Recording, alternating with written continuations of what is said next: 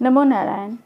एक young college student ने मुझसे सवाल किया, दीदी आपके भगवान को कोई काम नहीं है क्या? जब देखो तब धरती पे आ जाता है इंसान बन के, और अब क्यों नहीं आता? अभी तो इतने पापी हैं। मैंने सोचा कि इस बारे में जो मेरे विचार हैं मैं आप लोगों के साथ भी शेयर करूं। मेरे विचार से कि हम जितने भी भारत में रहने वाले लोग हैं, अवतार के बारे में हमने कभी न कभी ज़रूर सुना होगा। भगवान के 10 अवतार, 24 अवतार, विष्णु के अवतार, राम और कृष्ण एक्सेट्रा। लेकिन अवतारवाद क्या है, अवतार का बेसिक कॉन्सेप्ट क्या है, ये हम में से बहुत सारे लोग नहीं जानते हैं शायद। तो इसके वो जिस टाइप से मैं देख रही हूँ, मैं सोची कि आप लोगों के साथ शेयर करूँ। तो अवतार शब्द बना है अवतरण से। अवतरण 2 शब्द से बना है। अवतरण, अव का मतलब होता है नीचे, कम, अवमानना, मानना में कमी, अवगुण, गुण में कमी। ऐसे ही तरण शब्द का मतलब होता है तैरना, बोलचाल में तैरना बोलते हैं, तरण ताल। लेकिन ये तैरने का मतलब है जो कहीं पहुंचना। आप तैरते हैं तभी तो कहीं पहुंचते हैं, अगर नहीं तैरेंगे तो डूब जाएंगे। इसलिए तैरने के शब्द में पहुंचने का शब्द आता है, कहीं जाने का शब्द मीनिंग भी आता है। तो इस सेंस में अवतार का मतलब है कि थोड़ा नीचे आना, कम आना। लेकिन भगवान कहाँ से कम आएगा? वो तो कोई टॉप फ्लोर पे बैठे नहीं थे, आकाश अंतरिक्ष में थे नहीं, वो तो पाताल में भी हैं, धरती पर भी हैं, हर जगह हैं। यहाँ नीचे आने का मतलब है कि ईश्वर अपना ईश्वरत्व छोड़ के मनुष्यत्व को ग्रहण करता है। और मनुष्यत्व को ग्रहण क्यों करता है? कोई भी अगर अपने स्टेटस में नीचे आने को अवतरण नहीं कहेंगे, पर्पस होता। अगर कुछ पर्पसफुली किया जाए तभी वो अवतरण कहलाएगा, अवतार कहलाएगा। अवतरण लिया हुआ जो शरीर है दैट इज अवतार। तो अवतरण भगवान के यहाँ नीचे आने का, अपना स्टेटस छोड़ के आने का पर्पस क्या है? अब उद्धार, जिसे संस्कृत में उद्धार कहते हैं, इंग्लिश में इसका हो गया अपलिफ्टमेंट। भगवान नीचे आया क्यों? क्योंकि इंसानों को अपलिफ्ट कर सके, ऊंच पर ले जा सके। जीर्णोद्धार मतलब पुराने चीज़ों को मरम्मत करके अपलिफ्ट करना। सेम प्रोसेस है कि भगवान यहाँ आए क्योंकि भगवान मनुष्य रूप तक नीचे आए। क्यों? क्योंकि हमें ऊपर कर सके। अगर आप बिना पर्पस के, बिना अच्छे पर्पस से नीचे आते हैं, दैट इज़ नॉट अवतरण, दैट इज़ पतन, गिरना, आप गिरते हैं। लेकिन अगर आप नीचे भी आते हैं कुछ अच्छे पर्पस से, तब वह अवतार होता है, अवतरण कहलाता है। और जब गिरते हैं तो वह कभी कभी अनइंटेंशनली भी गिर जाते हैं, लेकिन जब हम आते हैं तो वो कुछ इंटेंशन लेके, कुछ सोच समझ के आते हैं। इसलिए अवतार जो लेते हैं, उन जो अवतारी होते हैं, जो अवतार वाला शरीर होता है, उनकी जीवनी नहीं होती, उनकी लीला होती है। यानी कि वो जो कुछ भी कर रहे हैं बिल्कुल सोच समझ के कर रहे हैं, सब कुछ प्लान वे में कर रहे हैं, जिसके एक्टर डायरेक्टर वो खुद हैं। लीला मीन्स नाटक। तो ये बेसिक कॉन्सेप्ट है। हम प्रैक्टिकल लाइफ में देखते हैं, अगर आप लोग बहुत सारे पेरेंट्स होंगे तो चाइल्ड साइकोलॉजिस्ट जो होते हैं या चाइल्ड काउंसलर आपको क्या बताते हैं कि बच्चों से बात करते समय आप बच्चों के लेवल तक जाइए। इट मीन्स नॉट बचकाना, जो नेचुरल है दैट इज़ बचपना। अगर आप उन जैसी हरकत करते हैं दैट इज़ बचकाना, वो आप अपने लेवल से गिर रहे हैं। लेकिन आपको उस लेवल तक इसलिए जाने को कहा जाता है कि आप उनसे एक संबंध बना सके, एक रिलेशनशिप डेवलप कर सके, आप उनके माइंड में जा सके, वो आपके माइंड के लेवल तक आ सके, तभी आपकी बात उन तक पहुंच सकती है और उनकी बात आप तक पहुंच सकती है। आप मोबाइल लेके बैठे हैं, स्क्रॉल कर रहे हैं, बच्चों को कहे गुड्डू जाके पढ़ाई कर लो, गुड्डू नहीं जाएगा। अगर जाएगा भी तो आपके डर से जाएगा, आपको खुश करने के लिए जाएगा, लेकिन वो असर नहीं होगा जो होना चाहिए। अगर आप गुड्डू के साथ, बच्चे के साथ एक बच्चा वाला संबंध बनाते हैं, आप भी उसके साथ बच्चे बनते हैं ताकि आप उसके माइंड को पढ़ सके, आप उसके फीलिंग जो है, उसकी जो प्रॉब्लम है उसे समझ सके, आप ऐसे शब्द में उससे बात कर सके जो उसे समझ आए, ऐसी फीलिंग में बात कर सके जो उसे समझ आए, उससे कनेक्ट कर सके वो, तभी वो आपकी बात मानेगा। आजकल हम बच्चों को बहुत पढ़ा लिखा देते हैं, लेकिन शायद कई बार होता है कि एक रिलेशनशिप ख़राब होने का वजह ये होता है कि उसके लेवल नहीं समझ पाते।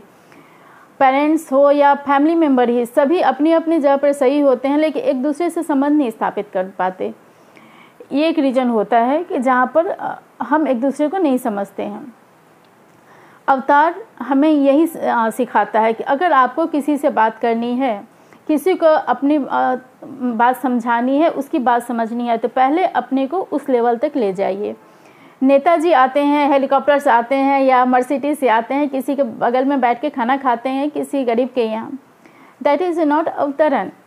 क्यों?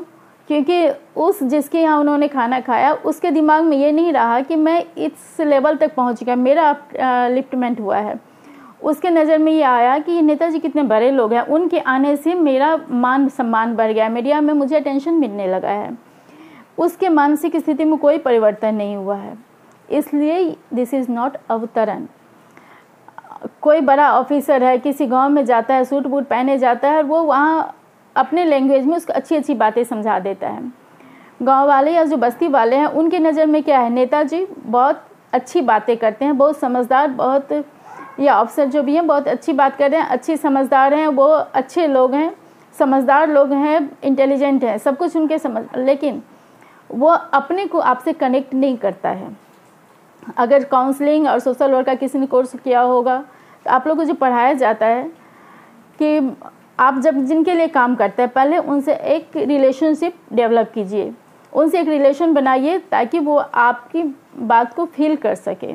अपने यहाँ जो हमारे शास्त्रों में फीलिंग का और ये रिलेशनशिप बनाने का मतलब ये नहीं है कि हमने कृष्ण को चाचा बना लिया, बलदाव को ताऊ बना लिया, राम को भाई बना लिया है। This is not relationship.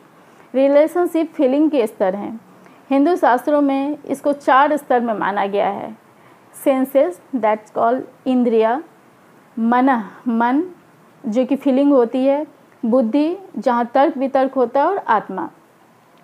संबंध बनाने की ये स्तर हैं। जब आप किसी के इस लेवल पर संबंधित होते हैं तो आप अपने मैसेज को उन तक कन्वे कर पाते हैं और उनकी मैसेज जो होता है उनको आप रिसीव कर पाते हैं, यानी कि उसके स्टेटस में जाके देख सकते हैं, तभी आप समझ पाएंगे कि उनकी क्या स्थिति है। हम में से अक्सर कई लोगों से मैंने सुना है कि अरे मैं क्यों काम आऊँ उनके, कि वो मेरा जब ज़रूरत था तो मेरा भाई मेरे साथ था क्या, मेरा दोस्त मेरे साथ था क्या, कोई मेरा काम नहीं आया, मैं क्यों आऊँ। लेकिन राम कृष्ण अवतार ये नहीं है। अवतार ये कहता है कि आप देवत्व से वो मनुष्यत्व तक आए हैं, लेकिन राम का सामना करने के लिए, रावण का सामना करने के लिए राम रामत्व को नहीं छोड़ता है, वो रावण नहीं बनते।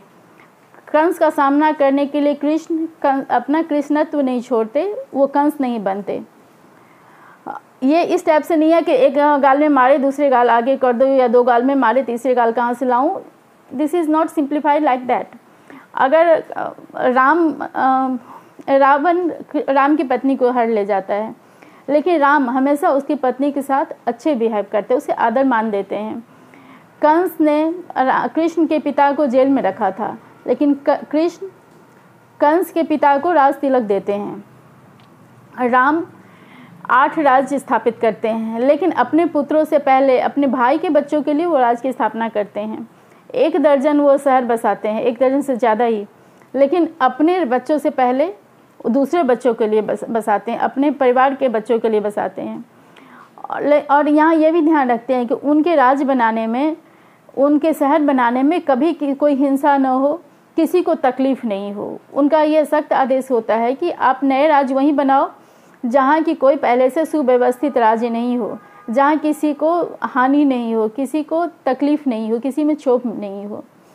यानी कि धन कमाने के लिए आप कोई गलत तरीके से कमा के अपने बच्चों या अपने परिवार के बच्चों को नहीं दे।